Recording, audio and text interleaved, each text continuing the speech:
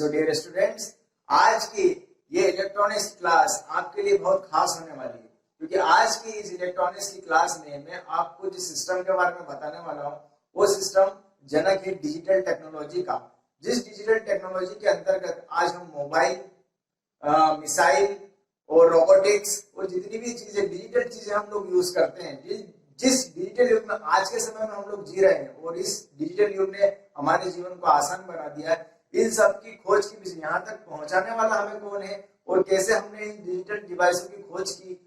यानी आज की क्लास में आपको ये पता चल जाएगा कि आप जो मोबाइल चलाते हो, आप जो एलईडी टीवी देखते हो, आप जिस डिजिटल इलेक्ट्रॉनिक डिवाइस का यूज करते हो, आप जो रोबोटिक्स देखते हो, आप जो मिसाइल देखते हो, अपने आसपास जितनी भी चीजें आप डिजिटल चीजों को देखते हो, ये सारी डिजिटल चीजें किस तरीके से काम करती है, इनके पीछे काम करने वाली टेक्नोलॉजी क्या है, वो आज की क्लास में आपको। सो डियर स्टूडेंट्स, आज की इस इलेक्ट्रॉनिक्स की क्लास में मैं आपके लिए एक बहुत ही खास चीज लेकर आया हूँ। आज की क्लास में मैं आपको लॉजिक गेट्स के बारे में बताने वाला हूँ। लॉजिक गेट्स इलेक्ट्रॉनिक्स में एक बहुत ही खास भूमिका रखते हैं और जिस डिजिटल युग की हम बात करते हैं, जिस डिजिटल युग में आज हम लोग जी रहे हैं, मोबाइल से लेकर मिसाइल तक और मिसाइल से लेकर रोबोटिक्स तक जितनी भी खोजें हुई हैं, इन सब खोजों के बीच के पीछे जो सबसे महत्वपूर्ण कारण है और जो इन सब चीजों का जनक है, जो डिजिटल युग का जनक है, वो है आईसी। और आईसी नहीं, ना सिर्फ आईसी बल्कि आईसी के अंदर पाया जाने वाला लॉजिक गेट, जिसके बारे में मैं आज की क्लास में आपको बताने वाला हूँ। आज की क्लास में मैं आपको लॉजिक गेट्स बताऊंगा, जिसमें मैं प्राइमरी लॉजिक गेट्स बताऊंगा। और लॉजिक गेट्स यदि हम पढ़ रहे हैं तो सबसे खास बात हमारे लिए है, सबसे पहले तो हमें ये जानना जरूरी होगा बाइनरी सिस्टम। बाइनरी सिस्टम हमें समझना जरूरी इसलिए स्टूडेंट्स, क्योंकि जो लॉजिक गेट्स होता है वो बाइनरी सिस्टम पर ही काम करते हैं। बाइनरी सिस्टम हमारे डिजिटल इलेक्ट्रॉनिक्स की एक लैंग्वेज के समान होती है और बाइनरी सिस्टम जो है लॉजिक गेट्स के लिए बहुत खास भूमिका रखता है। जितने भी डिजिटल या इलेक्ट्रॉनिक जो कंपोनेंट्स होते हैं, सेमीकंडक्टर कंपोनेंट्स, ये इलेक्ट्रिक या इलेक्ट्रॉनिक सिग्नल पर जो काम करते हैं। लेकिन यदि हम बाइनरी सिस्टम की बात करें तो बाइनरी सिस्टम ऑपरेट करता है लॉजिक गेट को, क्योंकि लॉजिक गेट चलते हैं डिजिटल सिग्नल में। और डिजिटल सिग्नल की यदि हम बात करें तो उसमें सबसे महत्वपूर्ण होता है बाइनरी सिग्नल। बाइनरी सिग्नल जो होता है बहुत ही सिंपल सा सिस्टम होता है।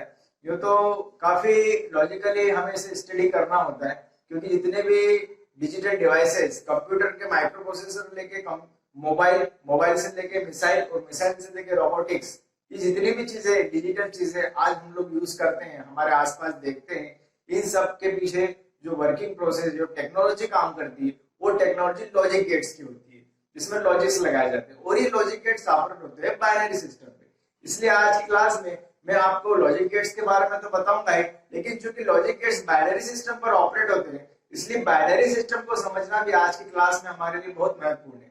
तो सबसे पहले मैं आपको बाइनरी सिस्टम के बारे में बताऊंगा। और बाइनरी सिस्टम की यदि हम बात करें तो बाइनरी सिस्टम में कुछ खास चीज नहीं होती, केवल एक हाई सिग्नल होता है और लो सिग्नल होता है, और इस हाई और लो सिग्नल को हम बाइनरी सिस्टम बोलते हैं। और केवल इसी हाई और लो सिग्नल से मिलकर हमारा पूरा बाइनरी सिस्टम बना है, और यही बाइनरी सिस्टम लॉजिक गेट्स को ऑपरेट करता है। और ये लॉजिक गेट को किस तरीके से ऑपरेट करता है, किस तरीके से लॉजिक गेट्स बाइनरी सिस्टम पर काम करते हैं और सिग्नल को जनरेट करते हैं, डिजिटल सिग्नल को जनरेट करते हैं, ये आज की क्लास में मैं आपको बताने वाला हूँ स्टूडेंट। तो आज की क्लास में हमें फोकस करना है बाइनरी सिस्टम पर और प्राइमरी लॉजिक गेट्स पर।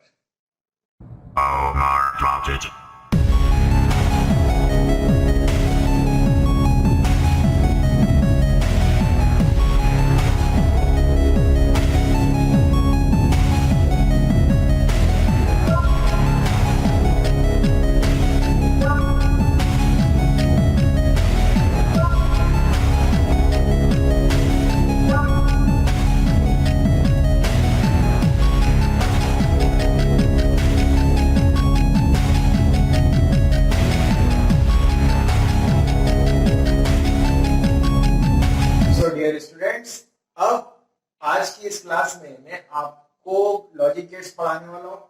लॉजिक गेट्स क्या होते हैं, किस तरीके से काम करते हैं, कितने प्रकार के होते हैं, वो आज की क्लास में मैं आपको बताने वाला हूँ।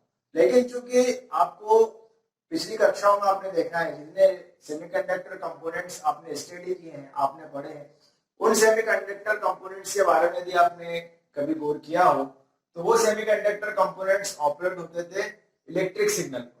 कौन से सिग्नल पर? इलेक्ट्रिक सिग्नल पर। और आज जो चीज यानी कि लॉजिक गेट्स जो मैं आपको पढ़ाने वाला हूँ, ये ऑपरेट होता है डिजिटल सिग्नल पर।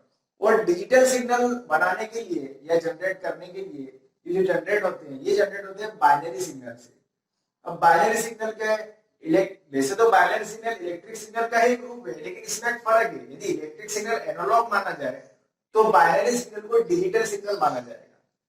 यानी जितने भी डिजिटल सिग्नल होते हैं उनके पीछे सबसे मेन रीजन बाइनरी होता है, और बाइनरी के कारण ही कोई भी डिजिटल सिग्नल काम करता है।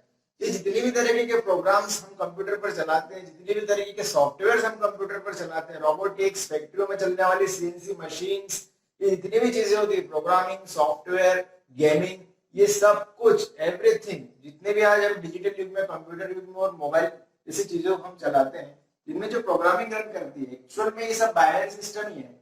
और बाइनरी सिस्टम को यदि हम समझे तो इसको ज्यादा टफ लेने की जरूरत नहीं है, इसको आप बिल्कुल इजी वे में लीजिए। क्योंकि यदि बाइनरी सिस्टम की मैं बात करूं तो बाइनरी सिस्टम जो होता है उसमें कुछ नहीं होता है सिवाय 1 और 0 के। क्या बोल रहा हूं मैं? बाइनरी सिस्टम में कुछ नहीं होता है सिवाय 1 और 0 के। और इस 1 और 0 को हम बाइनरी लैंग्वेज में हाई और लो का सिग्नल बोलते हैं। स्टूडेंट्स क्या कहेंगे हम इसे हम कहेंगे हाई और लो का सिग्नल। और ये हाई और लो का सिग्नल वास्तव में डिजिटल सिग्नल होता है, बाइनरी सिग्नल होता है। ठीक है, अब 1 और 0 तो आपको समझ में आ गया कि बाइनरी हो गए, लेकिन अब सवाल आता है कि 1 और 0 के बीच की जो डिजिट्स है, यानी कि 1 और 0 के बीच में क्या आता है? 1 और 0 के बीच में आता है 2, 3, 4, 5, 6, 7, 8 एंड 9। ये जो नंबर सिस्टम है, this is called the decimal number system. यानी यदि हम 1 और 0 को इनसे अलग कर ले, हमारी जो गिनती होती है डेसिमल सिस्टम में से यदि 1 और 0 को अलग कर ले तो 1 और 0 तो हमने बाइनरी के रूप में ले चुके हैं। अब उसके बाद के जो नंबर्स बचते हैं, दैट्स कॉल्ड डेसिमल सिस्टम। यदि 1 और 0 बाइनरी है तो 2, 3, 4, 5, 6 ये जो हमारे जो सिस्टम है 2 से लेके 9 तक, ये सभी डेसिमल सिस्टम के अंदर होता है ना। अब यहाँ पर डेसिमल नंबर सिस्टम है ना। अब आपको डेसिमल नंबर सिस्टम का यूज जो होता है, इसका भी बाइनरी ग्रुप में से कन्वर्ट किया जा सकता है। और यदि किसी डेसिमल नंबर सिस्टम को मैं बाइनरी में कन्वर्ट करना चाहूँ तो बहुत इजी होता है। वो किस तरीके से होता है मैं आपको बताऊंगा, है ना। और बाइनरी लैंग्वेज जिसको हमने 1 और 0 के रूप में लिया है, अभी आप देख रहे हो कि ये हमारे जो डेसिमल नंबर जो अल्फा जो गिनतियां हैं 1 से लेके 10 तक, 1 से लेके 1 से लेके 10 तक की जो गिनती है, मतलब 1 एंड 10 से लेके जो हमारे नंबर सिस्टम है, उसी नंबर सिस्टम में से केवल 1 और 0 को हमने बाइनरी मान लिया है। लेकिन आपको मैं बता दूं ये हमने माना है, लेकिन वास्तव में बाइनरी सिस्टम आपको जान के हैरानी होगी, ये काफी पुराना सिस्टम है स्टूडेंट्स। ये बाइनरी सिस्टम तकरीबन ये मान के चलिए आदि मानव के युग का आप कह सकते हो, जब गुफाओं में इंसान रहता था। गुफाओं में जब इंसान रहता था आदि मानव की तरह, उस समय उसके पास कोई लैंग्वेज नहीं थी, कोई भाषा नहीं थी, अल्फाबेट्स की खोज हुई नहीं थी, नंबर सिस्टम उस समय था नहीं, क्योंकि ये तो इंसानों ने बाद में खोजे। उस समय सभ्यता इतनी विकसित नहीं थी, लेकिन फिर भी उनके पास जो वस्तुएं हुआ करती थी उसे दर्शाने के लिए आपको जान के हैरानी होगी, वो बाइनरी सिस्टम का ही यूज करते थे। यानी बाइनरी सिस्टम हम डिजिटल इलेक्ट्रॉनिक्स में अभी यूज कर रहे हैं, लेकिन वास्तव में बाइनरी सिस्टम, ये बाइनरी जो शब्द है, ये काफी पहले यूज किया जा चुका है। ये यूज तब किया गया था जब हमारे जो खगोलविद हैं, जो खगोल वैज्ञानिक होते हैं, जो गुफाओं में खोज करते हैं, उन्होंने देखा कि जो आदि युग के जो मानव थे, वो जो गुफाओं में रहते थे, उनके पास जो वस्तुएं होती थी उसकी क्वांटिटी को दर्शाने के लिए उन्होंने बाइनरी सिस्टम यूज किया था। उस समय यदि किसी के पास, मान लीजिए किसी के पास कोई एक गाय है या एक भैंस है, तो इस तरीके से दर्शाता। कोई दूसरा व्यक्ति है, उसके पास 2 भेड़ है, इस तरीके, तीसरे के पास 4 भेड़, इस तरीके से बताता। कोई ऐसा भी हो सकता है किसी के पास कुछ नहीं है, तो वो इस तरीके से दर्शाता था। तो ये जो चिन्ह है, ये एक्चुअली बाइनरी सिस्टम इसे नाम दिया गया जब पहली बार आदि मानव की जो गुफाएं थी उसमें इन चीजों को देखा गया कि पत्थरों पे इसे कुरेदा गया हुआ है, और वहां पर देखा गया है कि जो चीजें रहती थी वो अपनी चीजों को इस तरीके से दर्शाते थे, इस तरीके से नंबर सिस्टम वो लोग बताते थे कि इस क्वांटिटी में मेरे पास ये वस्तु है। तो स्टूडेंट्स, मैं आपको बस ये कहना चाहता हूँ कि बाइनरी सिस्टम जो है ये कोई नई चीज नहीं है, ये ऑलरेडी यूज की गई है खगोल वैज्ञानिकों द्वारा। इसी बाइनरी वर्ड का यूज हम इलेक्ट्रॉनिक्स में, डिजिटल युग में, डिजिटल इलेक्ट्रॉनिक्स में 1 और 0 को बाइनरी बोल रहे हैं, और वास्तव में ये 1 और 0 हाई लो का सिग्नल है ना। तो ये बात आपको क्लियर हो गई बाइनरी सिस्टम के बारे में। अब मैं आपको बताता हूँ कि 1 और 0 को छोड़ के बाकी की जो हमारे अदर नंबर्स हैं ये सब डेसिमल नंबर में आते हैं, और डेसिमल नंबर को बाइनरी में कन्वर्ट करने का सिस्टम बहुत इजी है, बहुत सिंपल सी मेथड है, मैं आपको बता देता हूँ। मान लीजिए मैं यहाँ पर 8 ले लेता हूँ। अब 8 तो क्या है, 8 अपने आप में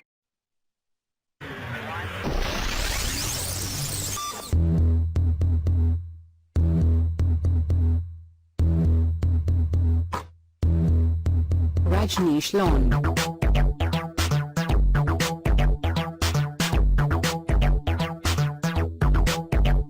www.aitgtp.com.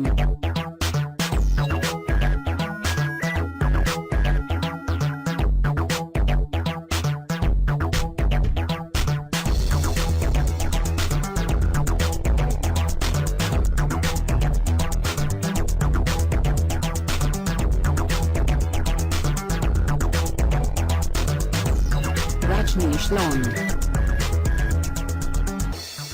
डेसिमल नंबर सिस्टम है। अब इस डेसिमल को बाइनरी में कन्वर्ट करने का रूल बहुत इजी है। इस रूल को आप ध्यान में रख लीजिए, अपने दिमाग में बैठा लीजिए, क्योंकि बहुत सरल और इजी रूल मैं आपको बता रहा हूँ डेसिमल को बाइनरी में कन्वर्ट करने का। आप कुछ मत कीजिए, आपके पास जो भी डेसिमल नंबर है उसे आप 2 से डिवाइड कीजिए। यहाँ पर मैं 2 से इसे डिवाइड करता हूँ, ठीक है।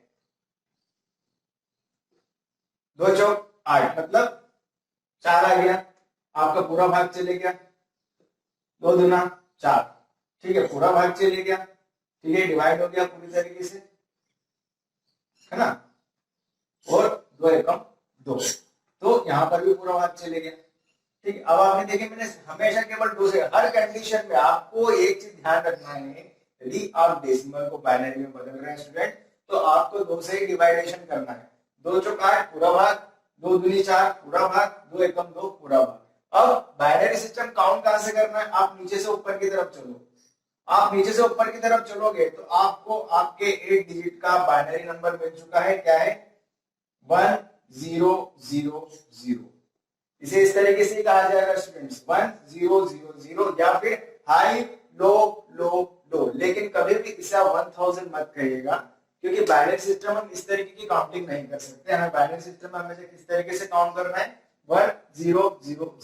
तो इस तरीके से मैंने यहाँ पर आपको क्या बताया, क्या समझाने की कोशिश की, मैंने आपको समझाने की कोशिश की कि डेसिमल नंबर को किस तरीके से मैंने बाइनरी में डिवाइड किया। केवल एक रूल को अपने दिमाग में बैठा लो कि आपको हर कंडीशन में 2 से ही डिवाइड करना है, ठीक है। अच्छा, नंबर सिस्टम कोई सा भी हो, हर कंडीशन में 2 से डिवाइड करने को मैं बोल रहा हूँ। सपोज कीजिए मेरे पास एक डिजिट है 24। अब अगर इसका मेरे को बाइनरी निकालना हो तब भी मैं वही रूल फॉलो करूंगा, 2 से ही डिवाइड करूंगा। 2 एकम 2, 2 दूना 4 पूरा भाग चले गया, 0 2 छंडी 12, ठीक है, पूरा भाग चले गया। 2 तिया 6 पूरा भाग चले गया। 2 एकम 2 यहाँ पर 1 बच गया है, ठीक है। 2 एकम 2 1 मेरे पास यहाँ पर बच गया है, ठीक है। और यहाँ पर आगे पूरा सॉल्व हो चुका है। अब यदि यहाँ पर मैं 24 यानी 24 की बाइनरी यदि देखूं तो मुझे क्या मिल रही है, मैं नीचे से ऊपर चलना है हमें 1 1 0 0 0, ठीक है। तो इस तरीके से मैंने 24 यानी 24 की बाइनरी यहाँ पर निकाल ली। तो जो भी अपने आप में एक डेसिमल था उसका बाइनरी निकाल लिया। बस कुछ मत करो, एक रूल ध्यान में रख लो कि आपको हर कंडीशन में केवल 2 से ही डिवाइड करना है। यहाँ पर ये जो मैंने आपको डेसिमल नंबर की बाइनरी निकाल के बताई है, यही बाइनरी सिस्टम अल्फाबेट्स पे ही लागू होता है। आपके ए से लेकर जेड तक जो एबीसीडीज जो अल्फाबेट्स हैं उनके भी अपने एक बाइनरी सिस्टम होती है। आप हमेशा एक चीज ध्यान में रखिए स्टूडेंट्स, ये जो कंप्यूटर होता है, ये जो मोबाइल होता है, जो डिजिटल डिवाइस होते हैं, ये केवल बाइनरी लैंग्वेज को ही समझते हैं और बाइनरी लैंग्वेज पे ही ऑपरेट होते हैं। हाँ, लेकिन आपको स्क्रीन पे वो ए को ए लिखा हुआ दिखाएगा, बी को बी दिखाएगा, ठीक है। आपको वो अल्फाबेट्स दिखा सकता है स्क्रीन पर, क्योंकि आप यूजर हो और आपको ही समझ में आता है। लेकिन कंप्यूटर जो ऑपरेट हो रहा है बैक एंड पे किसी प्रोग्राम से, सॉफ्टवेयर से,